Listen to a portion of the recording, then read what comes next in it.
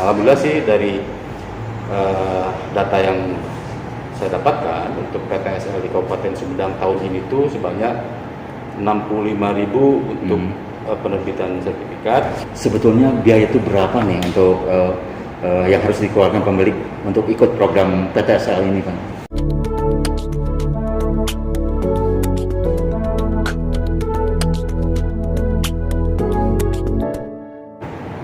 Assalamualaikum warahmatullahi wabarakatuh. Senang sekali kembali saya Iwan Bahari hadir di Forecast TV, Forum Komunikasi Wartawan Sumedang. Dan narasumber istimewa Iwan kali ini adalah Kepala Badan Pertanahan Nasional Kabupaten Sumedang. Beliau adalah Bapak Iim Rohiman SHMH. Dan kita akan kupas bagaimana Kepala Badan Pertanahan Nasional ini tentang pelaksanaan pendaftaran tanah sistematis lengkap PTSL di Kabupaten Sumedang. Kita sapa dulu tamu istimewa kali ini atau narasumber kali ini ada Bapak Iim Rohiman SHMH. Assalamualaikum Pak Iim, Bapak. Waalaikumsalam. Sehat, selamat datang di Kabupaten Sumedang Pak Iim ya. Terima kasih Pak. Baik Pak Iim, kita mengawali obrolan kita santai kali ini.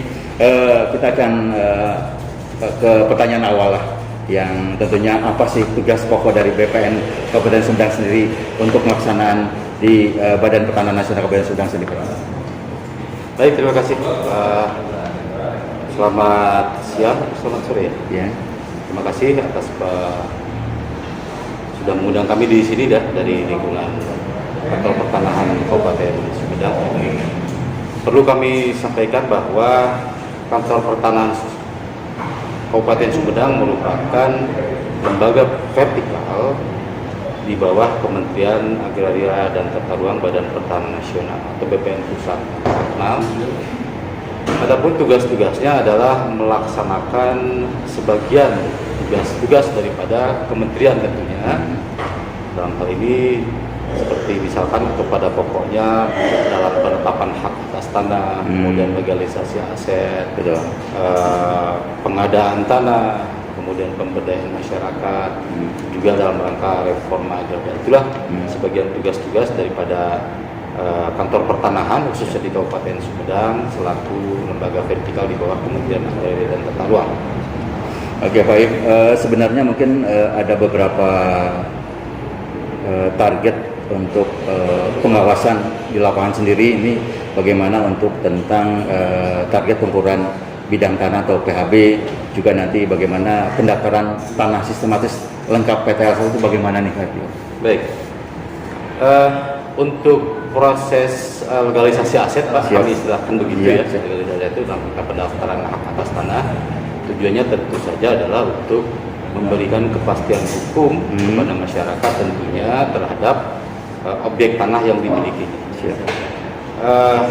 Kalau kita bercerita mengenai pendaftaran tanah di Indonesia, Pak, itu sudah mulai sejak tahun 1960, Pak. Ditandai atau diawali dengan terbitnya Undang-Undang Nomor 5 Tahun 60 tentang Peraturan Dasar Pokok-Pokok Agraria. Itu merupakan atau lebih dikenal dengan Undang-Undang Pokok Agraria. Kemudian peraturan pelaksanaan daripada UPA tersebut atau Undang-Undang Pokok Agraria ada dalam PP 10 tahun 1961 tentang pendaftaran tanah. Jadi pendaftaran tanah itu hanya sebagian saja daripada pelaksanaan kegiatan yang diamanatkan di dalam UPA. Selanjutnya PP 10 tahun 1961 ini berakhir dengan dicabut dan diganti dengan PP 24 tahun 1997. Gambarannya begini, Pak. Dari tahun 61 ke tahun 1997, itu kurang lebih berapa tahun kira-kira ya? Amanat pendaftaran tanah yang sebetulnya menjadi kewajiban dari pemerintah. Dari 126 juta bidang, itu selama kurun waktu 1961 sampai dengan 1997 baru tercapai 13%. Jadi hanya kurang lebih 16,5 juta bidang dari 126 juta bidang. Itu berarti berapa tahun Pak? 1 ke 97. Nah, kemudian lahirlah program PTSL yang diawali sebetulnya dengan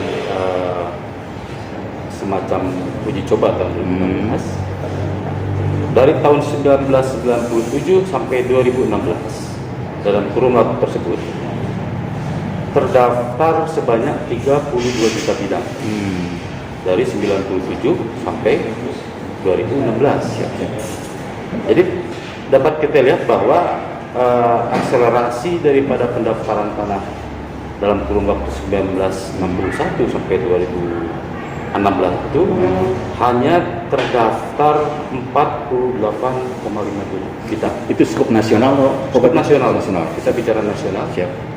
Hanya 48 juta dari tahun 61 sampai 2000. Sehingga dengan demikian pemerintah mengambil kebijakan dengan diterbitkannya Peraturan Menteri Nomor 6 Tahun 2018 tentang percepatan pendaftaran tanah yang kita kenal dengan pendaftaran tanah sistematis atau PTSL ya. Ya, betul. Siap. Nah, alhamdulillah dari 2016 saja, Pak, sampai 2020, artinya hanya dalam kurun waktu 4 tahun, tanah terdaftar di Indonesia sudah bertambah 34 juta bidang. Dalam tempo 4 tahun. Ya, sedangkan tadi dari tahun 61 sampai 2016 hanya 48 juta. Jadi sekian waktu hanya selesai sebetulnya dalam tempo 4 tahun. Kemudian rencana ke depan atau progres ke depan, kita akan mendaftarkan kembali di PTSL 2021 sampai 2024 sebanyak 40 juta bidang. Sehingga diharapkan pada tahun 2024 itu sudah terdaftar, artinya tanah di seluruh Indonesia sudah terdaftar kurang lebih sebanyak 126 juta bidang. Adapun kurang lebih 15 juta bidang merupakan backlog, nanti akan dikerjakan secara bertahap sehingga akan terbentuk nanti pemetaan secara lengkap di seluruh wilayah Indonesia. Itu sebagai gambaran. Ya, baik Pak Im, sekarang Pak Im kan baru tiba di Kabupaten Sumedang ya Pak Im.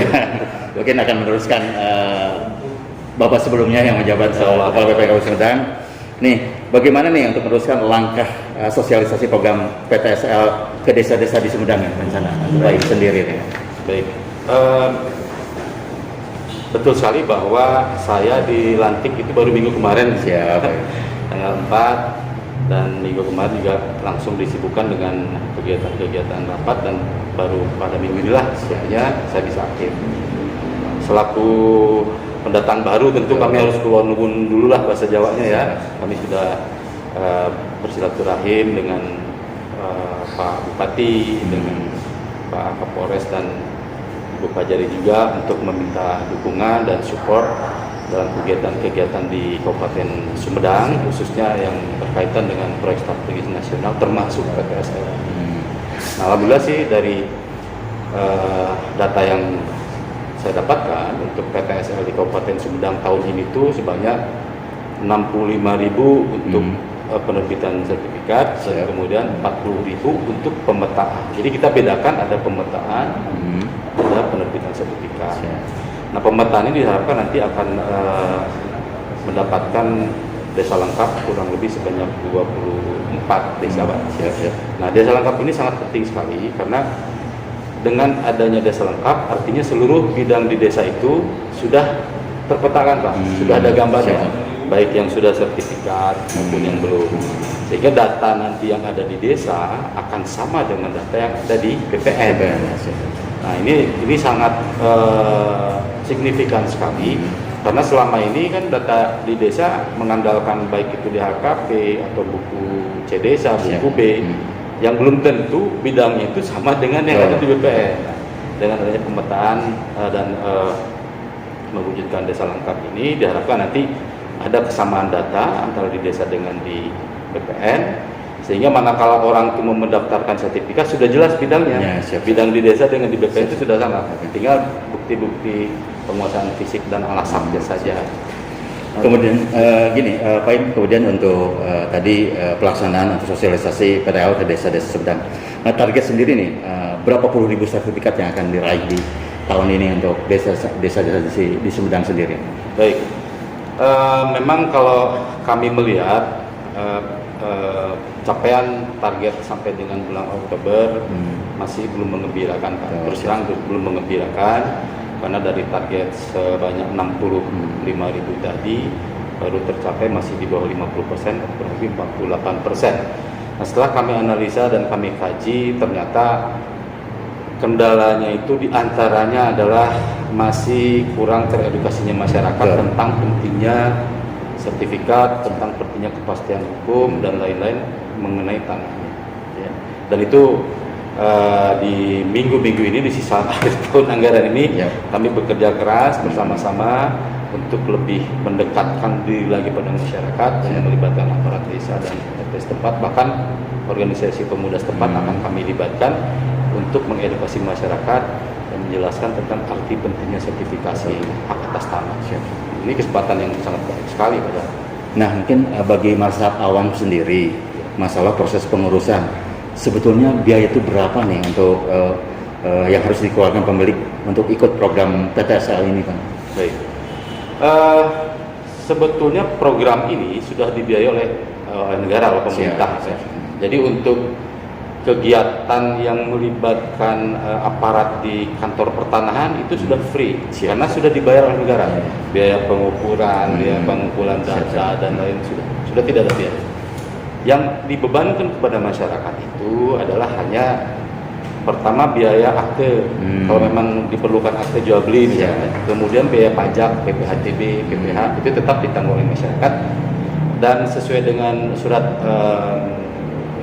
SKP 3 Menteri ya, sudah bersama Kementerian ATR BPN, Kementerian Dalam Negeri dan Kementerian Desa, itu ada koefisien biaya untuk seluruh wilayah Indonesia. Yang paling besar itu kalau nggak salah 450.000, tapi kalau untuk di wilayah Jawa itu 150.000 saja, Pak. Itu pun biaya tersebut adalah untuk biaya pemasangan dan pengangkutan patok, kemudian untuk penggandaan, fotokopi dan lain-lain, juga transport aparat desa ke lokasi.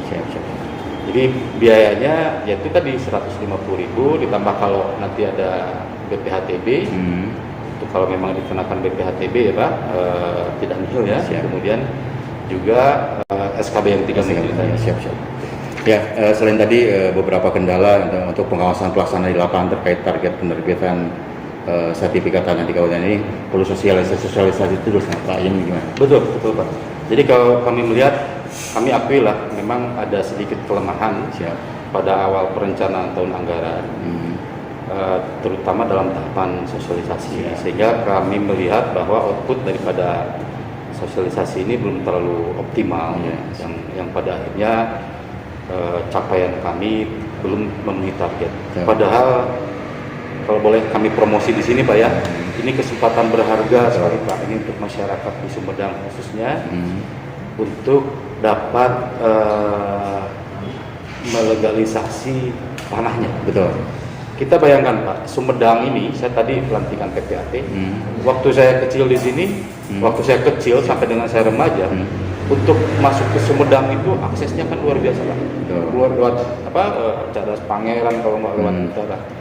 Sekarang Pak, dengan akses Cisumdawu dari Bandung kan hanya kurang lebih 20 menit, kemudian ke mana? Ke Kertajati kurang lebih tidak sampai 1 jam. Saya prediksi Sumedang ini mungkin 5 atau 10 tahun ke depan ini akan punya potensi yang sangat besar, terutama dalam hal pembangunan. Dan ini impact-nya tentu adalah kepada kebutuhan lahan. Kalau misalkan dari sekarang kita sudah menata itu, insya Allah di kemudian hari juga akan mengeliminir adanya persengketaan. Jadi mohon bantuan juga nih kepada teman-teman. Ini istilahnya hukum dagang kalau tanah ya. Betul, makin sini makin terus naik aja kan Pak ya, tidak akan turun. Betul Pak. Harga tanah itu. Bahkan kalau boleh dikatakan kalau ada survei Pak bahwa nilai kenaikan tanah di Indonesia itu nomor 2 di dunia Pak, setelah Dubai. Jadi nilai kenaikannya sangat tinggi sekali. Dan tanah itu kan tetap sebegitu Pak ya. Bahkan mungkin berkurang kalau kena bendungan, kena waduk. Tapi orang bertambah, kebutuhan meningkat. Jadi supaya demand-nya tentu akan senantiasa berbanding terbalik mungkin Pak ya. Oke, Pak Im.